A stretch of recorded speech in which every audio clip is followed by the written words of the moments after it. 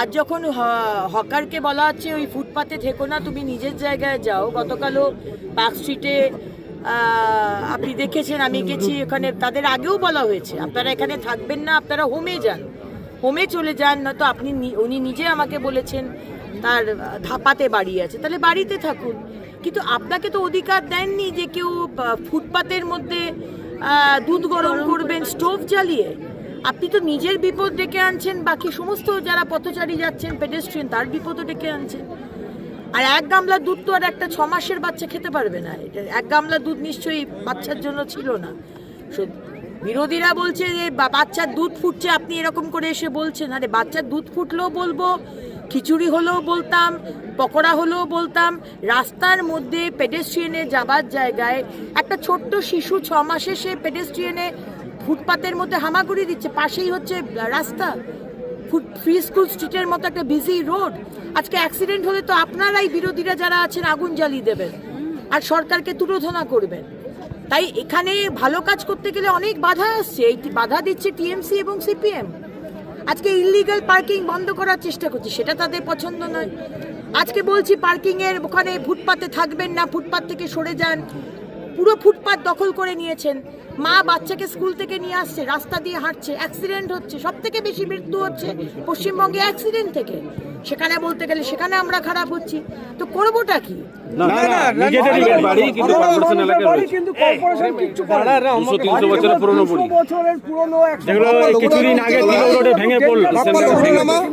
দুটি দলের যে ক্যাপ্টেন রয়েছে বানপুর ভার্সেস লোক থাকে দুটি দলের অধিনায়ক ইন্ডিভিজুয়াল লোকের বাড়ি, ইন্ডিভিজুয়াল লোকের বাড়ি কর্পোরেশন থেকে মেরামত করবে এই সিস্টেম আছে কিনা আমি বলতে পারবো না। তারা ভেঙে দেওয়ার তো ব্যবস্থা বলেছিল, আগে ভেঙে দেওয়ার জন্য নোটিশ দেওয়া হয়েছিল। বাড়ি যেখানে ইলিগাল নতুন হয়েছে, আজ 5 বছর হলো, 15 বছর হলো, 10 বছর হলো, সেগুলো আমরা ভাঙতে 10 বার ভাবছি, কারণ সেখানে অলরেডি লোক ভেতরে ঢুকে বসে আছে, তারা যাবে কোথায়? এই এত চিৎকার হচ্ছে মানবিক, এই সরকারের মানবিক মুখ কোথায়, মানবিক মুখ কোথায়? আগের সরকারে কি মানবিক মুখ ছিল সে তো আমরা দেখেইছি। সুতরাং যে বাড়িতে নতুন হোক পুরনো হোক লোক আছে, তাকে হঠাৎ করে এরকম ভাঙার ডিসিশন নেওয়া খুব মুশকিল। সরকারের দায়িত্ব অনেক। আর যে কোনো ভেঙে যাচ্ছে 200 বছরের পুরনো বাড়ি, সেটাকে সুন্দরভাবে বানানো, মেরামত করা, এটা আমি জানি না সরকারের পক্ষ থেকে বা কর্পোরেশনের পক্ষ থেকে কতটা পয়সা। আগে তাদের নোটিশও দেওয়া হয়েছিল, মিউনিসিপ্যালিটি থেকে নোটিশও দেওয়া হয়েছিল ভেঙে ফেলা, বারংবার উঠে যাওয়ার জন্য বলা হয়েছে যে এই জায়গাগুলো পুরো যে কোনো সময় বিপজ্জনক অবস্থায় আছে, যে কোনো সময় ভেঙে পড়তে পারে। 50 বছর ধরে তো বাংলার মানুষ তো এইভাবেই আছে। আজ যখন হকারকে বলা হচ্ছে ওই ফুটপাতে থেকো না, তুমি নিজের জায়গায় যাও। গতকালও পার্ক স্ট্রিটে আপনি দেখেছেন, আমি গেছি ওখানে, তাদের আগেও বলা হয়েছে আপনারা এখানে থাকবেন না, আপনারা হোমে যান, হোমে চলে যান। না তো উনি নিজে আমাকে বলেছেন তার ধাপাতে বাড়ি আছে, তাহলে বাড়িতে থাকুন। কিন্তু আপনাকে তো অধিকার দেননি যে কেউ ফুটপাতের মধ্যে দুধ গরম করবেন স্টোভ জ্বালিয়ে। আপনি তো নিজের বিপদ ডেকে আনছেন, বাকি সমস্ত যারা পথচারী যাচ্ছেন পেডেস্ট্রিয়ান তার বিপদও ডেকে আনছেন। আর এক গামলা দুধ তো আর একটা 6 মাসের বাচ্চা খেতে পারবে না। এটা এক গামলা দুধ নিশ্চয়ই বাচ্চার জন্য ছিল না। বিরোধীরা বলছে যে বাচ্চার দুধ ফুটছে, আপনি এরকম করে এসে বলছেন। আরে বাচ্চার দুধ ফুটলেও বলবো, খিচুড়ি হলেও বলতাম, পকোড়া হলেও বলতাম। রাস্তার মধ্যে পেডেস্ট্রিয়ানে যাবার জায়গায় একটা ছোট্ট শিশু 6 মাসে সে পেডেস্ট্রিয়ানে ফুটপাতের মধ্যে হামাগুড়ি দিচ্ছে, পাশেই হচ্ছে রাস্তা, ফ্রি স্কুল স্ট্রিটের মতো একটা বিজি রোড। আজকে অ্যাক্সিডেন্ট হলে তো আপনারাই বিরোধীরা যারা আছেন আগুন জ্বালিয়ে দেবেন আর সরকারকে তুলোধনা করবেন। তাই এখানে ভালো কাজ করতে গেলে অনেক বাধা আসছে, এই বাধা দিচ্ছে টিএমসি এবং সিপিএম। আজকে ইলিগাল পার্কিং বন্ধ করার চেষ্টা করছে, সেটা তাদের পছন্দ নয়। আজকে বলছি পার্কিংয়ের ওখানে ফুটপাতে থাকবেন না, ফুটপাত থেকে সরে যান। পুরো ফুটপাত দখল করে নিয়েছেন। মা বাচ্চাকে স্কুল থেকে নিয়ে আসছে, রাস্তা দিয়ে হাঁটছে, অ্যাক্সিডেন্ট হচ্ছে। সব থেকে বেশি মৃত্যু হচ্ছে পশ্চিমবঙ্গে অ্যাক্সিডেন্ট থেকে। সেখানে বলতে গেলে সেখানে আমরা খারাপ হচ্ছি, তো করবোটা কি? আপনি আজকে 200 বছরের কথা বলছেন, 200 বছরের বাড়ি নোটিশ দেওয়া হচ্ছে, হচ্ছে না। আমি যেই বুলডোজার দিয়ে খালি করতে যাব, অমনি আপনারা বলবেন কেন বুলডোজার দিয়ে খালি করা হচ্ছে। তো এখানে ইলিগাল কাজটা লিগাল করে দেওয়া হয়েছে। যে যা খুশি করেছে এই 50 বছর, আজ যখন শুভেন্দু অধিকারীর সরকার একটু স্ট্রিমলাইন করার চেষ্টা করছে, একটু ভালো করার চেষ্টা করছে, সবার জন্য ভালো। ফুটপাতে তো শুধু আমি হাঁটবো না, ফুটপাতে তো আমরা সবাই হাঁটবো। ইল্লিগাল পার্কিংয়ে তো আপনাদেরও অসুবিধে। আমরা একটি পার্কিং আনছি, অনলাইন পার্কিং। কোথায় পার্কিং খালি আছে আপনি ওই অনলাইন থেকে দেখতে পাবেন, আপনাদেরকে ঘুরতে হবে না যে কোথায় এখানে রেখে এখানে পার্কিং খালি নেই, ওখানে খালি নেই, আপনি অ্যাপে দেখতে পাবেন। আপনাকে কোনো পার্কিংওয়ালা করতে পারবে না যে না 100 টাকা দাও 200 টাকা দাও দাবি রাখতে দেবো, কিছু করতে পারবে না, সব কিছু অনলাইন।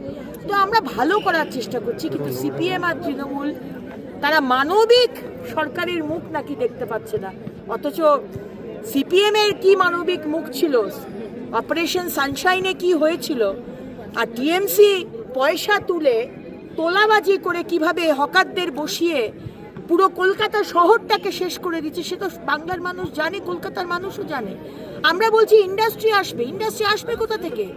যদি আজকে এই ধরনের মানে আমাদের কলকাতা শহরের চেহারা হয়, রাস্তা নেই, জ্যাম হচ্ছে, ব্রিজ নেই, তো আসবে কোথা থেকে?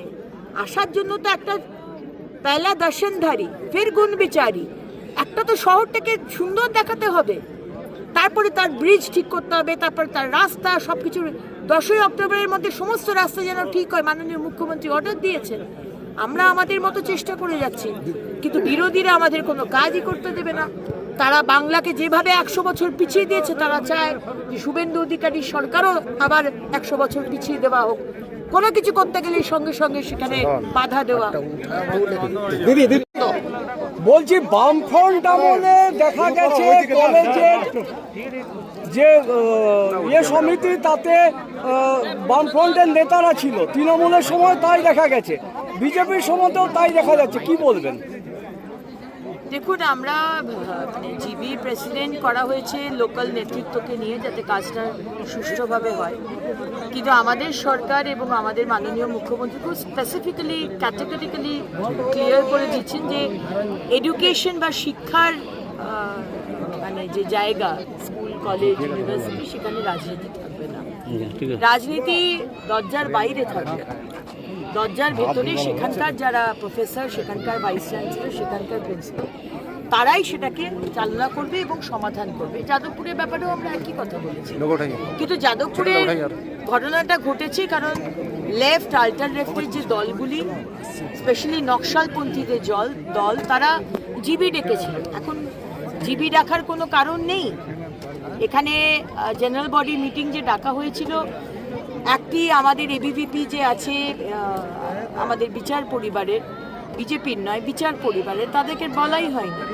এখন এইভাবে জিবি ডাকার কোনো কথাই নয়, এবং সেটাকে নিয়েই যত গণ্ডগোল শুরু হয়েছে। আমি আমার দল হোক, অন্য দল হোক, কাউকেই আমি বলবো শিক্ষা প্রতিষ্ঠানে রাজনীতিকে ঢোকাবেন না। শান্তভাবে, সুষ্ঠুভাবে পড়াশুনো হোক। এবং আমি যেটা বলেছি, আমি স্বপ্ন দেখি যে আমাদের ইউনিভার্সিটিগুলো থেকে, যাদবপুরের মতো ইউনিভার্সিটি, যেটা আজকে ইন্ডিপেন্ডেন্সের সময় থেকে যে ন্যাশনালিজমের পীঠস্থান, সেইখানে দুর্দান্ত স্টুডেন্টসরা বেরোক, রিসার্চ করুক, পেটেন্ট নিয়ে আসুক, এবং দেশে বিদেশে আমাদের ইউনিভার্সিটিগুলোর নাম হোক। আমি সেটা চাই, এবং সরকার সম্পূর্ণভাবে ছাত্রছাত্রীদের পাশে রয়েছে। অন্নপূর্ণা নিয়ে যেভাবে রাজ্য জুড়ে যে বিক্ষোভ চলছে, আজকে 1,40,00,000 মানুষ অন্নপূর্ণা ভান্ডার, অন্নপূর্ণা যোজনার টাকা 3,000 টাকা পেয়েছে।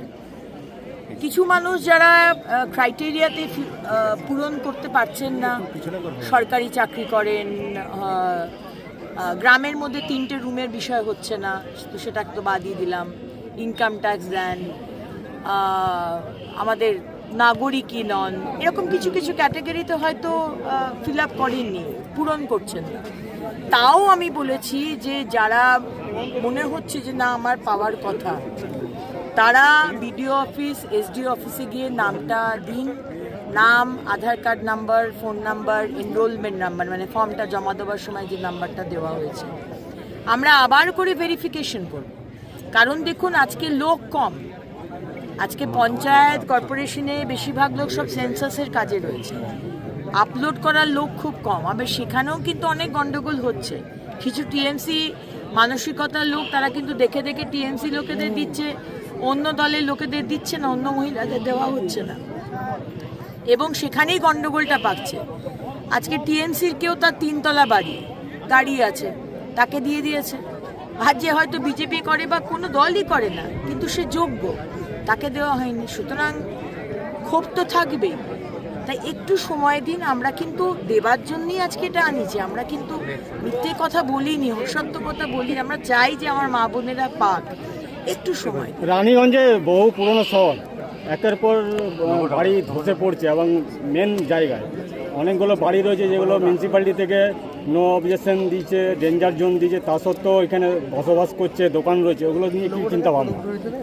দেখুন, এই ধসে পড়ছে এই বিষয়গুলো নিয়ে আমরা কয়েকটি গ্রামকে আইডেন্টিফাই করেছি, বোধহয় 14টার মতো গ্রাম, এবং তাদেরকে অন্য জায়গায় ট্রান্সফার করার একটা কথা হয়েছিল। একটি গ্রামকে তুলে নিয়ে গিয়ে আমাদের এয়ারপোর্টের পাশে আগের সরকার কিছু বিল্ডিং বানিয়েছে, সেখানে ট্রান্সফার করার, রিলোকেট করার কথা হলো, কিন্তু গ্রামবাসীদের সেই জায়গা পছন্দ হয়নি। এবং আমিও সহমত, কারণ যারা গ্রামে থাকে, ছড়িয়ে ছিটিয়ে থাকে, হয়তো মাটির বাড়িতে থাকে কিন্তু ছড়িয়ে ছিটিয়ে থাকে, গরু রয়েছে, ছাগল রয়েছে, মুরগি রয়েছে, তাদের পক্ষে এরকম ছোট ফ্ল্যাট বাড়ি, তাও 2টো ফ্ল্যাট দেওয়া আছে, তো ছোট ছোট খুপড়ি মতো, মানে আগের সরকার কি প্ল্যানিং নিয়ে যে বানিয়েছে, মানে আমি অবাক হয়ে গেছি। আমি মাননীয় মুখ্যমন্ত্রীকেও জানালাম যে আমি জানি না কি মানসিকতা নিয়ে বানিয়েছে। মমতা ব্যানার্জি নিজে এসে কোনোদিন দেখেছেন যে ফ্ল্যাটগুলোর কি চেহারা, কি প্ল্যানিংয়ে বানানো হয়েছে?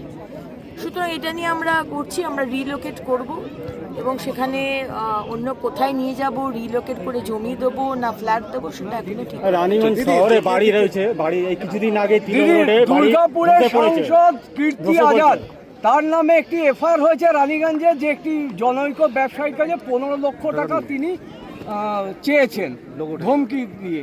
কি বলবেন এই নিয়ে? দেখুন, যে ধমকি দিয়েছেন যদি এফআইআর করে, এখানে পুলিশ তো আর আগের সরকারের মতো সরকারের পক্ষে তাবেদারি বা গুন্ডাদের পক্ষে হয়ে কাজ করছে না। পুলিশের মতো কাজ করছে, এবং মাননীয় মুখ্যমন্ত্রী শুভেন্দু অধিকারী পুলিশ মন্ত্রী, হোম মিনিস্টার, তিনি সম্পূর্ণ সেই স্বাধীনতা দিয়ে রেখেছেন। পরিত্যক্ত বাড়িগুলো কি করবেন? এমপি এই বিষয়টা নিয়ে কি বলবেন? তৃণমূলের এমপি হোক, এমএলএ হোক, মুখ্যমন্ত্রী হোক, যুবরাজ হোক, সবারই তো নাম দুর্নীতিতে এসেছে। সুতরাং আমাদের এখানকার এমপি 15 লক্ষ তো খুব বেশি চাইনি, আমি ভেবেছিলাম 15 কোটি বা 1500 কোটি হলে হয়তো একটু অবাক হতাম, কিন্তু টাকা নেওয়া, টাকা চিটিংবাজি করা, এগুলো তো তৃণমূল করেই এসছে। চুরি, কত রকমের চুরি হয় সেটা তো তৃণমূল দেখিয়েছে। সবকিছু চুরির সাথে তৃণমূল যুক্ত, কীর্তি আজাদ যুক্ত কিনা সেটা আমি বলতে পারবো না। তদন্ত তাদের মতো হোক, তারপর দেখা যাবে।